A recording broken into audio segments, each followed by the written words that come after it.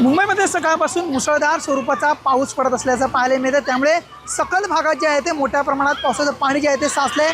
मी सध्या कुर्ला कमानी या मार्गावरती उभा आहे। कुर्ला कमानी मार्ग जो आहे तो संपूर्ण पाण्याखाली गेलेला एकूणच पाहायला मिळत आहे। संपूर्ण गाड्या ज्या आहेत त्या त्यांचं पूर्ण पाणी खाली घेतलं असं पाहायला मिळत आहे। गुडघाभर एवढं जे आहे ते पाणी या ठिकाणी साचलेलं पाहायला मिळतं। त्यामुळे मोठी वाहतूक कोंडी देखील झालेली पाहायला मिळते। एकूणच पाहिलं तर काही गाड्या ज्या आहेत ते बंद होत आहेत, ते बंद झालेल्या पाहायला मिळतात। एकूणच संपूर्ण परिस्थिती जी आहे ती या ठिकाणी पाहिली तर मोठ्या प्रमाणात गुडघाभर एवढं जे आहे ते पावसाचं पाणी जे आहे ते कुर्ला कमानी मार्गावरती साचलेलं पाहायला मिळतं आणि मोठ्या प्रमाणात वाहतूक कोंडी झाली आहे। त्यामुळे अनेक दुचाकी ज्या आहेत त्या पाण्यामध्ये बंद पडलेल्या आहेत।